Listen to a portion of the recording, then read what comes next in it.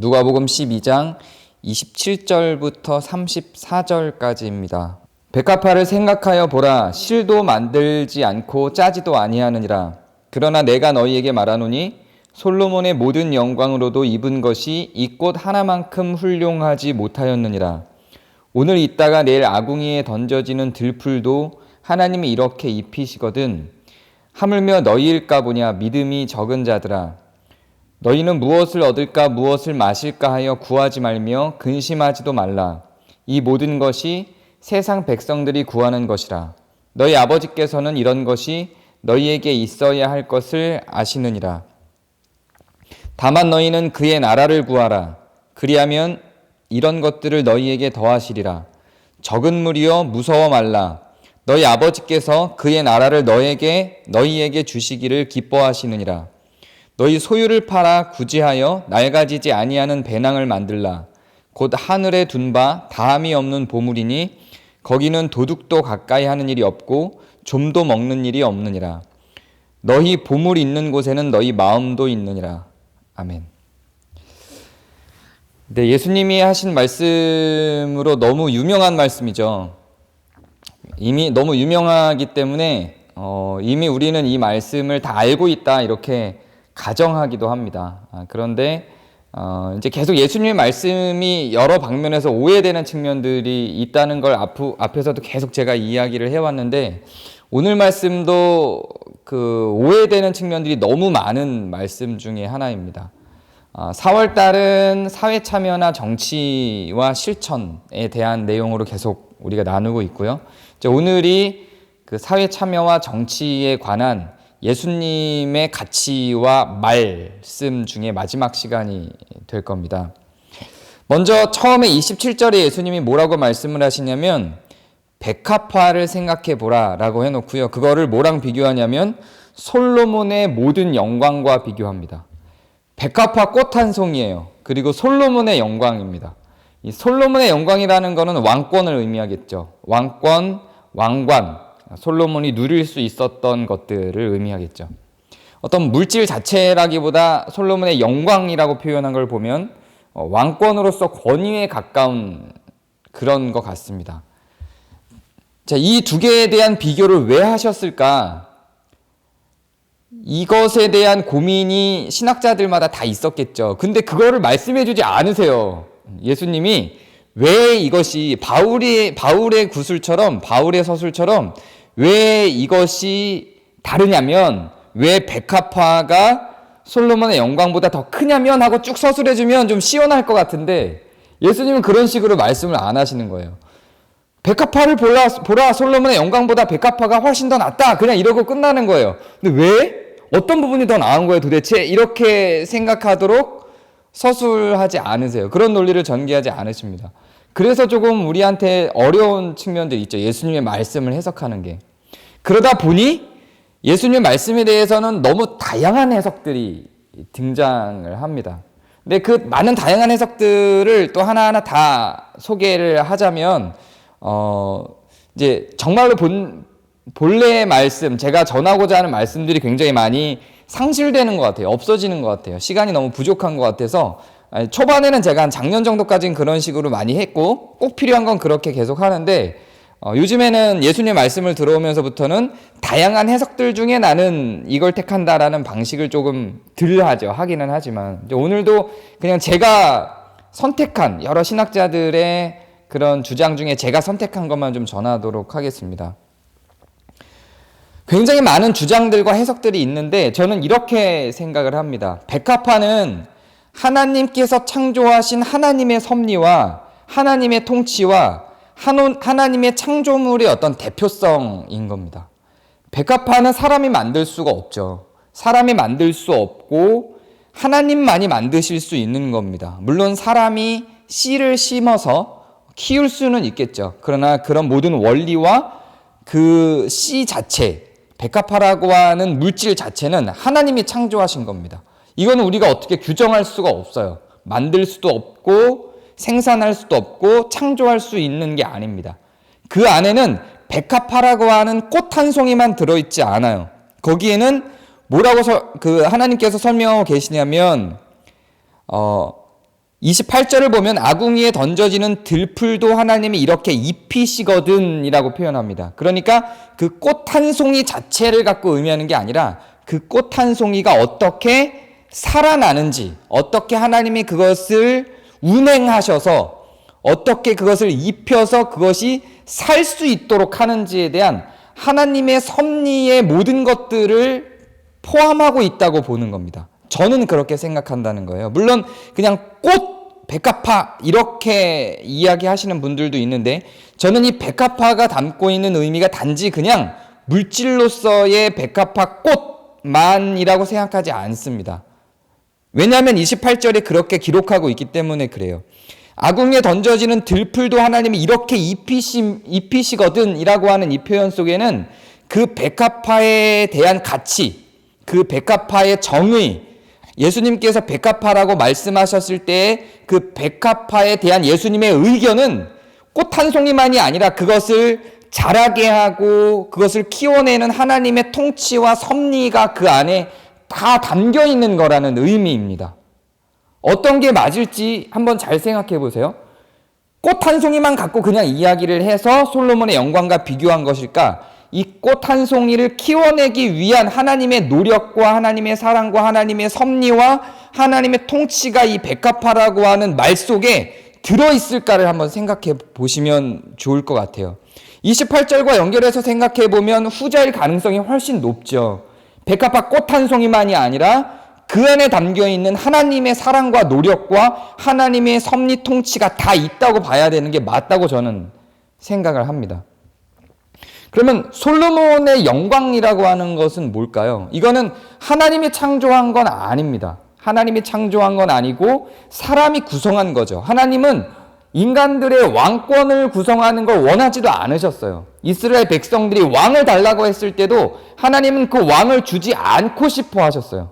하나님께 왕권을 통해서 만들어진 어떤 정치 제도, 그 왕권에 부여된 영광, 이런 것들은 부정한 것이었어요. 경계할 만한 것이었죠. 그 왕권을 통해서 핍박받을 수많은 노동자들에 대한 우려가 그 왕권이 시작될 때부터 하나님께는 있었습니다. 그래서 그 왕을 내가 너희들이 원하면 세워는 주겠다. 세워는 주겠는데 만약에 그것이 세워지면 무슨 일이 일어날지 너희들이 상상은 해봤느냐? 그 왕권이 세워짐으로 인해서 너희들의 노동력이 어떻게 착취당할지에 대해서 너희들은 고민해 봤느냐라는 말을 하죠. 그들이 너희들에게 병거를 끌게 할 것이고 너희들에게 세금을 부과할 것이고 너희들이 피와 땀을 흘린 수확물들이 그 왕에게로 돌아갈 것이다 라고 하나님 분명히 경고를 하고 계셨죠. 그런데도 불구하고 사람들은 그래도 좋습니다. 우리는 강력한 통치를 원합니다 라고 하면서 선지자의 통치가 아닌, 사사들의 통치가 아닌 왕의 통치를 원했죠. 다른 나라와 견주어 우리도 견고한 강함을 갖기를 원했던 겁니다. 그래서 하나님이 반대하셨던 왕권이라고 하는 통치 제도가 이스라엘에게 들어왔죠.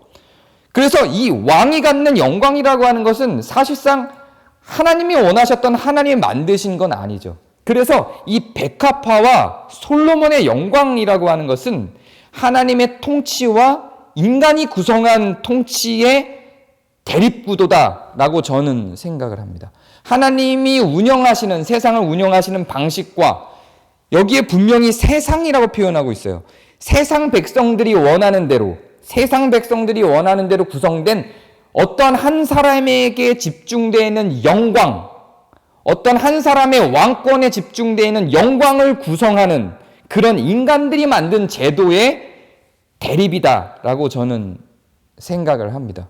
그럼 이 둘 중에 백합화, 하나님이 사랑하시고 직접 창조하시고 아무도 건드릴 수 없으며 어떤 기본적인 원리에서 절대로 벗어나지 않는 하나님이 만들어 놓으신 원칙에서 그 규칙에서 벗어나지 않는 형태의 창조물, 물을 주면, 햇빛을 받으면, 바람이 불면 그 안에서 성장하고 자라고 꽃을 피우고 향기를 내고 먹여지고 나중에 그것이 땅으로 돌아가서 다시 다른 식물들을 위한 영양가가 되고 하는 이런 하나님의 통치에, 변함없는 통치의 한 방식, 이것을 의미하는 거죠. 이 하나님의 통치 방식과 한 사람에게 모든 것들을 모아줬던 솔로몬의 영광, 그 그 왕권의 영광, 인간들이 만든 것, 사실은 존재하지 않지만, 사실은 환상일 뿐이지만, 실상으로는 존재하지 않지만 인간들끼리 그렇게 약속하여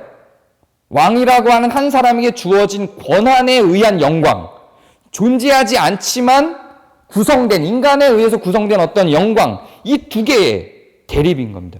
진짜로 존재하며 하나님이 직접 통치하시고 하나님의 의미 부여를 하고 직접 이끌어내시는 섭리 가운데 있는 백합화와 사실은 존재하지 않음에도 불구하고 인간들이 자기의 것들을 다 떼어내어서 한 인간에게 주어져 있던 하나의 완벽한 권력의 영광의 대립이라고 저는 생각합니다. 너무 과대한 해석이라고 생각할 수도 있다고 생각을 해요. 그게 과대한 해석이라는 생각이 든다면 여기까지 가지 않고 그냥 하나님이 만드신 것과 인간이 만든 것 정도로만 구성해도 그 다음을 전개하는데 큰 무리는 없을 겁니다. 어찌되었든지 지금 예수님이 제안하고 있는 이 두 개의 비교는 명백하게 꽃대 왕관, 꽃대 왕의 영광의 구조입니다. 우리는 어디에 더 큰 가중치를 두고 살아가나요? 여기에서 일단 우리는 부딪히죠. 제가 처음에 구성한 대로 하나님의 통치와 인간의 통치의 방식의 구조이든 단순히 물질로서의 꽃과 왕의 영광의 대립 구조이든 간에 우리의 생각과 우리의 삶의 에너지는 어디에 더 큰 가치를 두고 있는지를 한번 생각해 봤으면 좋겠습니다. 너무 당연하죠. 너무 당연하죠. 이렇게 한번 질문을 해보는 거예요. 이 세상에서 백합화를 싹 다 없애자. 전부 소멸시키자. 꽃이라는 걸 없애자. 좀 더 확장시켜서 백합화 하나만이 아니라 꽃이라는 걸 없애자. 백합화라는 종을 없애자. 혹은 백합화를 없애자라고 하는 것과 왕권을 없애자, 왕이라는 제도를 없애자 라고 하는 이 두 개의 선택지가 있을 때 우리는 뭘 선택할 거냐는 거죠. 당연히 백합화를 없애죠. 왕이라고 하는 제도를 없애고 왕의 영광이라고 하는 것을 내려놓고 왕의 영광이라고 하는 것에 대해서 우리에게 기회가 주어졌을 때 거절을 한다면 어떤 게 더 큰 거절이겠냐고 지금 질문을 하는 거예요. 그리고 우리는 선택을 할 때 어떤 것을 선택하겠냐고 예수님은 지금 이 예를 통해서 질문을 하는 겁니다. 예수님의 말씀들은 늘 우리의 삶으로 후벼 파고 들어오는 말씀들이에요. 그냥 상황이 이렇다라고 이야기하는 게 아닙니다. 우리에게 생각하고 우리의 삶으로 긴밀하게 들어오도록 구성을 하죠. 백합화하고 왕 중에 어떤 게 더 소중해? 라고 그냥 우리가 판단하고 그렇게 그냥 생각하고 끝내라는 게 아니에요. 그래서 우리의 삶은 어떠한가에 대한 이야기를 예수님은 계속 끌고 가죠. 뒤에 이제 그것을 어떻게 끌고 가는지를 한번 살펴보게 될 겁니다. 그냥 던지신 말이 아니라 이것이 우리의 삶 속에서 어떻게 적용이 되고 있는가까지 예수님은 계속 이야기를 하십니다. 거기까지 계속 끌고 가세요. 이것을 해석해서 왜 백합화가 더 중요한지에 대해서는 이야기하지 않고 선언적으로 말씀하시지만 그래서 그 선언이 우리의 삶을 어떻게 구성하고 어떻게 우리의 삶을 끌고 가는가에 대해서는 계속 이야기를 하시죠. 그러면서 이제 이거를 그냥 여기에서 두지 않고 이상해요. 믿음이 적은 자들아 그래요. 아니 백합화 한 송이가 솔로몬의 영광보다 더 중요해. 왜냐하면 하나님께서는 이 백합화 한 송이를 위해서 입히시고 먹이시거든. 이렇게 표현을 했단 말이에요. 그렇게 해놓고 너희일까 보냐 믿음이 적은 자들아 이렇게 이야기를 합니다. 자, 백합화 한 송이를 위해서 하나님이 섭리하시는 그 섭리, 그 통치가 이렇게 중요하단 말이에요. 인간들이 구성한 그 어떤 것들보다, 인간들이 구성한 그 어떤 제도들보다 이 백합화 한 송이를 키워내기 위해서 하나님께서 투자하시는 섭리가, 그 통치가 훨씬 더 중요하단 말이죠. 그런데 너희일까 보냐라고 백합화와 우리를 이제 비교합니다. 우리를 위해서 그렇다면 백합화 한 송이를 키워내기 위해서 하나님이 그렇게 많은 섭리와 노력을 기울이신다면 우리 한 명을 키워내기 위해서는 어떤 노력을 하시고 얼마나 많은 에너지를 투자하실까요? 얼마나 많은 관심을 갖고 얼마나 많은 신경을 쓰실까요? 교회를 다니지 않고 하나님을 모르는 사람들을 위해서는 하나님이 내버려 두심이라고 하는 통치의 방식을 쓰신다고 하지만 그 내버려 두심 가운데도 얼마나 많은 하나님의 노력이 있는지 모릅니다. 요나에게 명령한 니느웨 성을 한번 떠올려 봐 주시기 바랍니다. 니느웨 성을 그냥 포기하지 않으셨어요. 몇 번이나 기회를 주시고 또 보내고 그 악함을 또 참으시고 또 선지자를 보내서 또 회개케 하시고 요나서에서는 니느웨가 회개를 하였지만 결국 나중에 가서는 그 구약의 마지막 편에 가서는 이후에는 계속해서 책망받는 나라가 되죠. 그 뒤에는 또 타락하죠. 그래도 또 살려내기 위해서 또 손을 내밀죠. 하나님의 백성이 하나님을 배신하고 하나님을 거부하는 사람들에게까지도 사실은 하나님은 계속해서 지속적으로 손을 내미시죠. 하나님의 사람을 향한 통치는 결코 가짜않게 여겨지거나 우리가 생각하는 쉽게 생각할 수 있는 내버려 두심에서 그냥 방관하는 것으로 가지 않습니다. 그것을 살려내기 위해서 들풀을 먹이시고 백합화를 키워내는 것보다 훨씬 더 많은 노력들이 그 안에 들어간다는 것을 부정할 수가 없죠. 하나님은 그런 분이시고 그렇게 우리를 대하십니다. 백합화를 살려내기 위한 노력과 우리를 향한 노력을 또 비교하신 거예요. 그러면 인간이 만들어낸, 인간이 구성한 제도로서의 왕권과 우리 한 사람을 한번 비교해 보죠. 너무 명백한 거죠. 백합화하고 비교해도 백합화가 더 소중한데 우리 인간 한 명과 왕권이라고 하는 제도를 비교했을 때는요, 이거는 비교할 수가 없는 거예요. 저는 민주화를 향한 투쟁이라고 할까요? 어떤 제도를 향한 투쟁, 이런 것에 대한 회의가 조금 있어요. 그건 투쟁이 나쁘다고 한 게 아니에요. 제 아버지도 민주화 운동을 하셨던 분이고 그것으로 인해서 고문도 당하시고 하셨던 분이세요. 그것이 얼마나 가치로운지 잘 알죠. 그런데 그것을 투쟁하는 이유에 대해서 저는 고민이 좀 있어요. 그 투쟁은 이데올로기를 위한 투쟁이 아닙니다. 민주주의라고 하는 것을 지키기 위한 투쟁이 아니에요. 정치적으로는 그럴 수 있죠. 사람들은, 여기서 표현하고 있는 세상 백성들은 그럴 수 있어요. 그렇게 할 수 있어요. 그런데 우리는, 최소한 기독교인들은, 하나님의 말씀을 갖고 있는 사람들은 그 투쟁이 같은 행동을 한다 할지라도 그 목적이 민주주의라고 하는 제도를 유지하기 위한 것이 아니라 사람을 위한 거예요. 똑같이 군부 독재에 저항을 하더라도, 똑같이 군부 독재와 싸우더라도 그것은 민주주의를 지키기 위한 게 아니라 사람을 지키기 위함입니다. 사람이 죽지 않게 하기 위하여 하나님이 그렇게 소중하게 여기셨던 대상이 민주주의가 아니라 사람이라고 하는 겁니다. 민주주의는, 제도라고 하는 건 언제 어느 때든지 상황에 의해서 변할 수 있어요. 민주주의가 사람을 죽일 수 있다니까요. 한때 우리에게 자본주의가 얼마나 큰 희망이었어요, 역사 속에서. 근데 그 자본주의가, 그 희망이었던 자본주의가 지금 사람들에게 행하는 태도를 한번 보세요. 민주주의는 안 그럴까요? 제도라고 하는 것을 향해서 우리는 목숨을 걸지 않습니다. 그럴 수 없어요. 우리의 목숨이 100배, 1000배, 10,000배, 수억 배 더 소중하거든요. 그러나 우리는 사람을 위해서는 목숨을 거는 거예요. 그리스도가 무엇을 위해서 목숨을 거셨을까요? 그리스도가 민주주의를 위해서 목숨을 걸지 않았어요. 그렇지 않습니다. 기독교를 위해서 목숨을 건 게 아니에요, 그리스도가. 기독교라고 하는 교리를 위해서, 교회를 위해서 목숨을 건 게 아니세요. 그걸 위해서 죽으신 게 아니라는 말이에요. 자본주의를 위해서 죽은 게 아니에요. 사회주의를 위해서 죽은 게 아니에요. 어떤 이데올로기나 제도나 사람이 구성하고 사람이 만든 걸 위해서 돌아가신 게 아니라 사람을 위해서 죽으신 거예요. 그리고 내가 너희를 사랑한 것 같이 너희도 서로 사랑하라고 하죠. 우리가 목숨을 걸고 에너지를 투자하고 살아가야 되는 그 이유는 어디에 있냐면 제도에 있지 않습니다. 이데올로기에 있지 않아요. 당파 싸움에 있지 않습니다. 사람에게 있는 거예요. 우리가 정치적 선택을 하고 사회 참여적 선택을 할 때는 분명히 이것이 전제되어져야 한다고 저는 생각합니다. 교회에서 무엇인가를 행동할 때는 이게 전제되고 행동하는 거예요.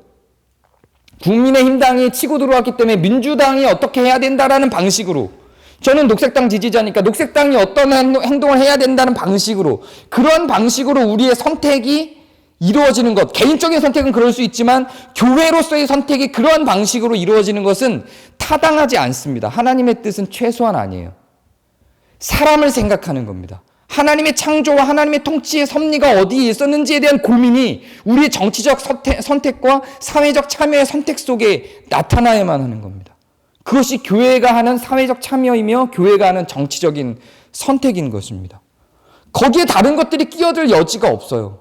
하나님의 창조 섭리가 그 안에 있고 하나님의 사랑의 원리가, 하나님의 통치와 섭리의 원리가 우리의 사회 참여적 정치적 선택 속에 그대로 드러나는 겁니다. 언젠가는 여러분이 녹색당을 지지하든 정의당을 지지하든 민주당을 지지하든 언젠가는 그 당은 배신한다니까요. 그 당은 타락하게 돼 있어요. 언젠가는 변질돼요. 거기에 몰입되어 있을 이유가 없어요. 우리는 사람을 생각하고 사람을 살리고 사람의 생명을 소중하게 여기며 하나님의 통치의 섭리 안에서 언제든지 민주당에서 벗어나서, 언제든지 녹색당에서 벗어나서 다른 당이 주장하는 선택을 우리가 표를 다른 당에 줄 수도 있어요. 내가 선택하고 내가 살아가는 것과 다른 것들을 줄 수 있어요. 개인적으로가 아니라 교회적 차원에서 그렇다는 거예요. 교회가 무엇인가를 선택할 때는 그렇다는 거예요. 나는 내 표는 내가 예를 드는 거예요. 내 표는 민주당이 준다 할지라도 교회로서의 지지 선언은 국민의힘 당이 하는 것을 할 수 있어요. 왜? 그것이 사람을 살리는 일이라고 가정이 된다면 거기에는 어떤 당이냐에 대한 문제로 갖고 들어올 수 있는 그런 문제가 아니라는 거예요. 교회의 정치란, 교회의 사회 참여적 선택이란 그러하다는 겁니다. 어떤 당이 무엇을 주장했다, 어떤 사람이 무엇을 주장했다에 우리는 하등의 교회 차원에서의 관심은 가질 이유가 없습니다. 그것이 사람을 죽일 것이냐, 사람을 살릴 것이냐에 대한 토론과 논의가 우리 가운데 있어야 되는 것입니다. 그것이 하나님의 섭리가 어디를 근본적으로 향하고 있는가에 대한 고민을 해야 되는 것입니다. 그리고 이렇게 이어서 나가죠.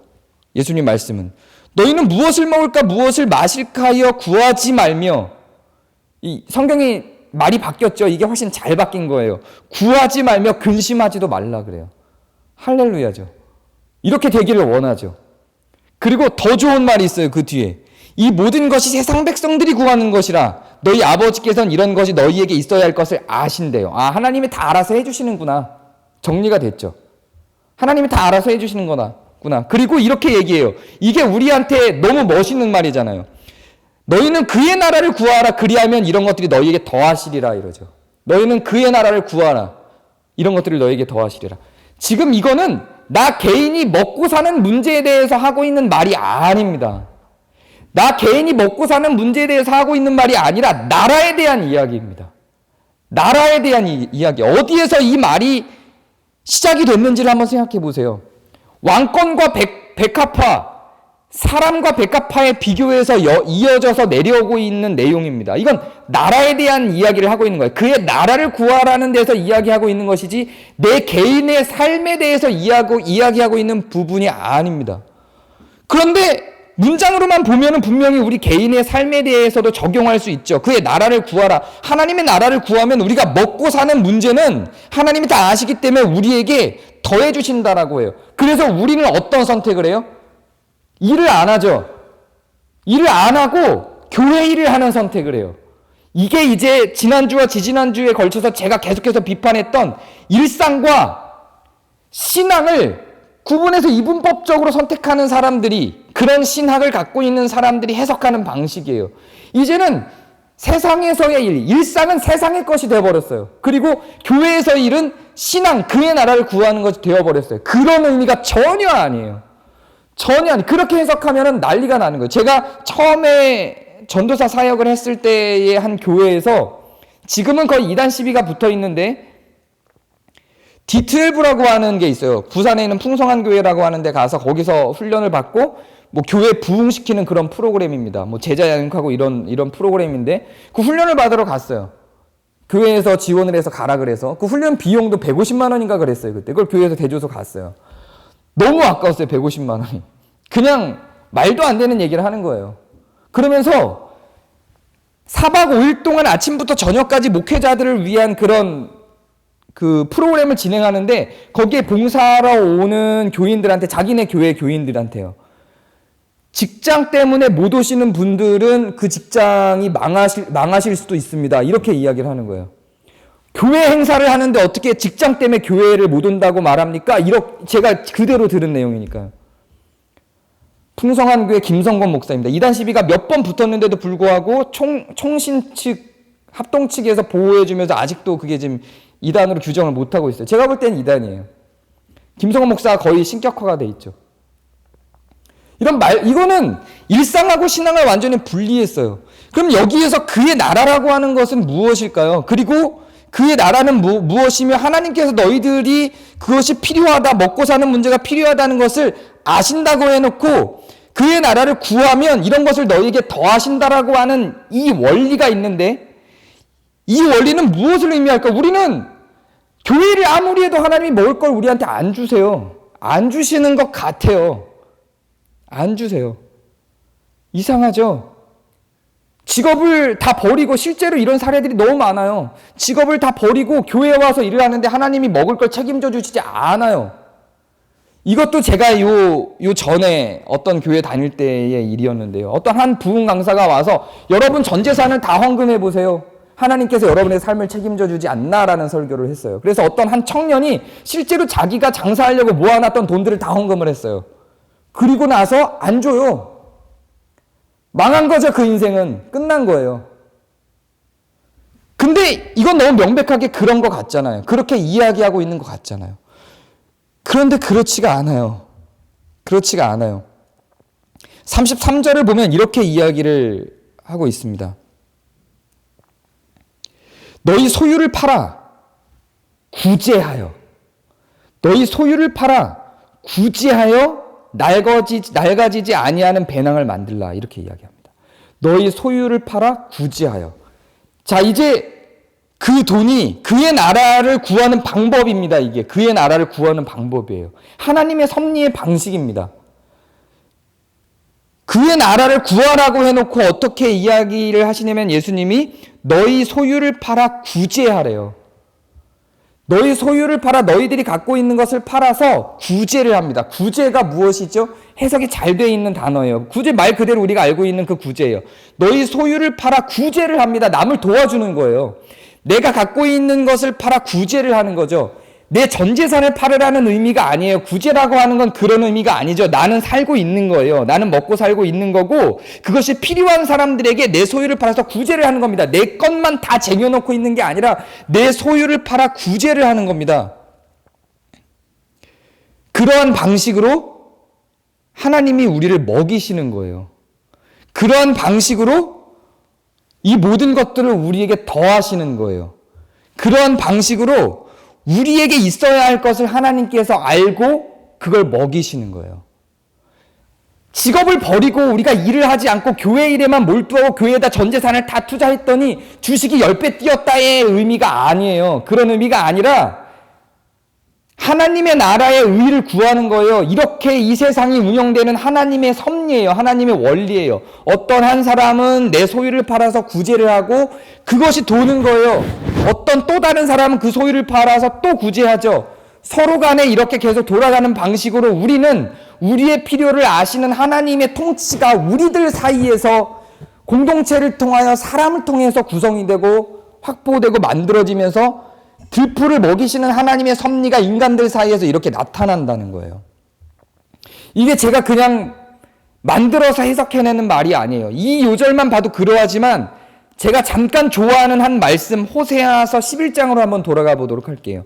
호세아 시대는 어떤 시대였냐면 이방의 신들이 이스라엘로 다 들어오고 심지어는 이스라엘 백성들이 이방 신들의 아세라상 바알 신상을 들고 교회로 들어와서 성전으로 들어와서 하나님 앞에 예배하지 않고 그 아세라와 바알에게 예배를 했던 시대예요.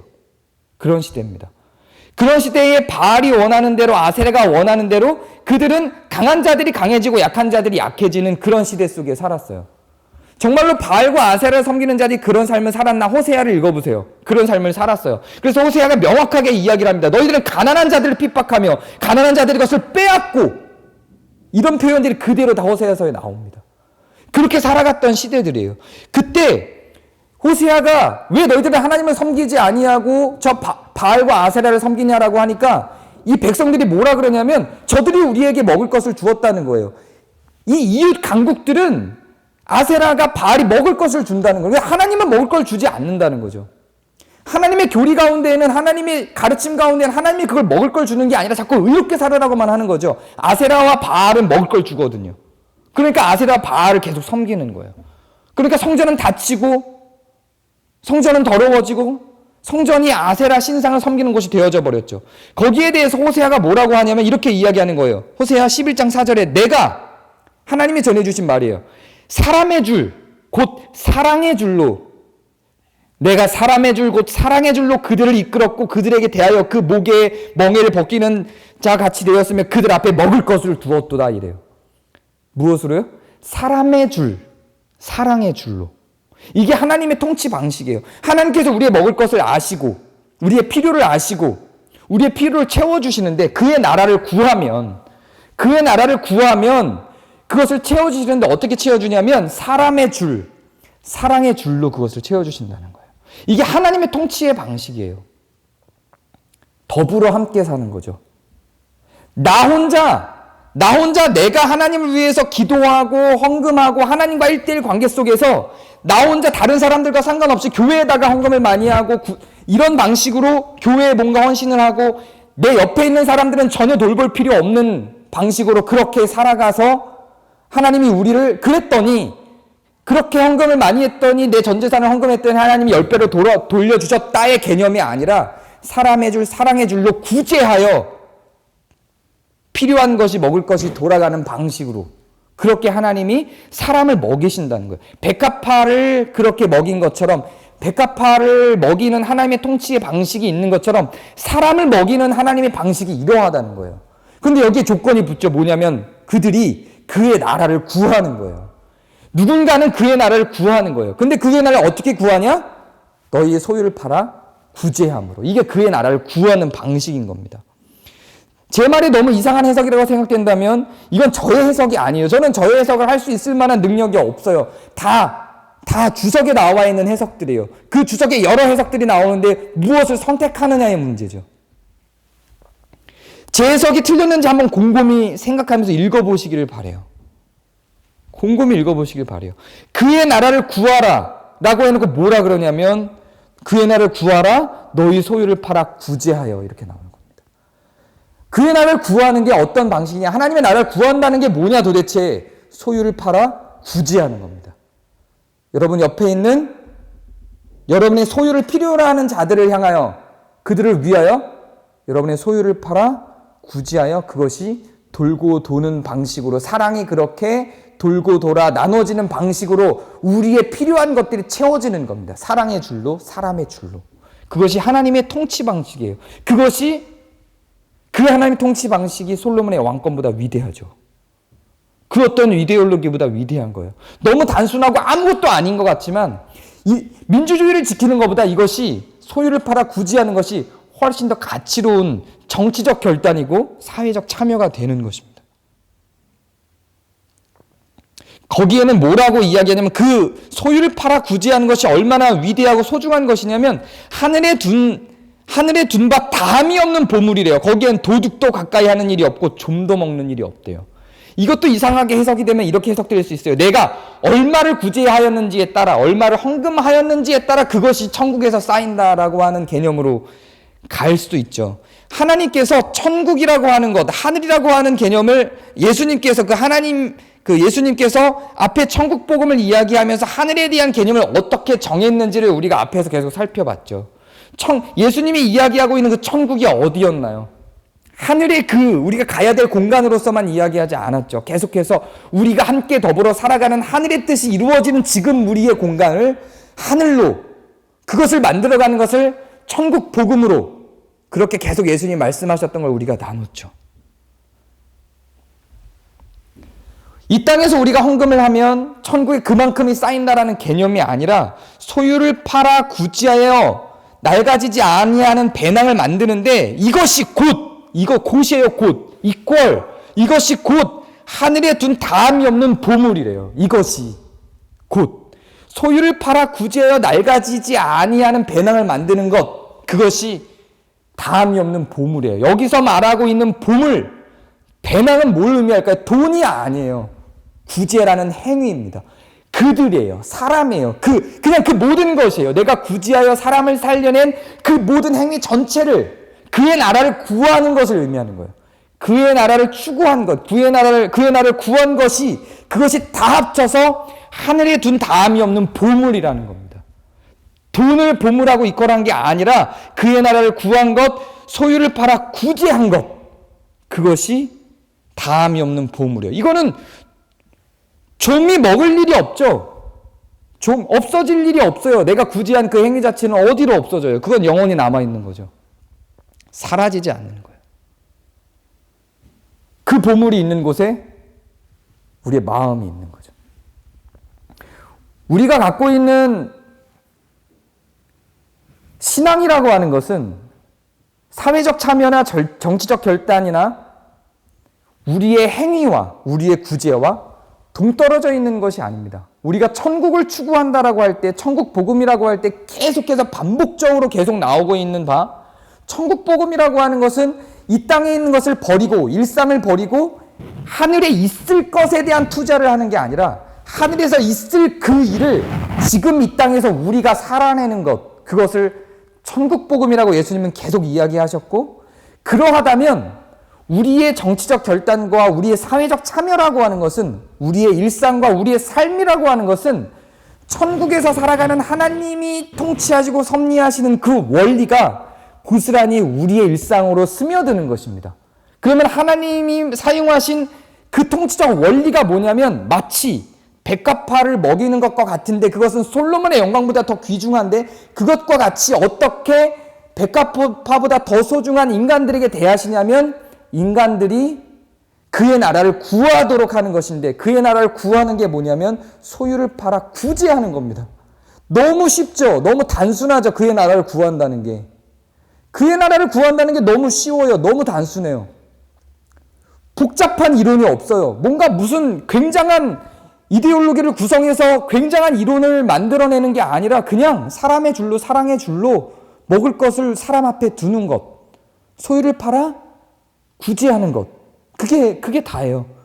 예수님이 계속 말씀하시는 걸 이제 앞으로 우리가 남은 몇 개월 계속 살펴볼 건데요. 이게 반복이 돼요. 이게 계속 반복돼요. 다른 게 없어요. 그냥 너희 서로 돕고 살아. 이웃끼리 서로 사랑해. 여기서 끝나는 거예요.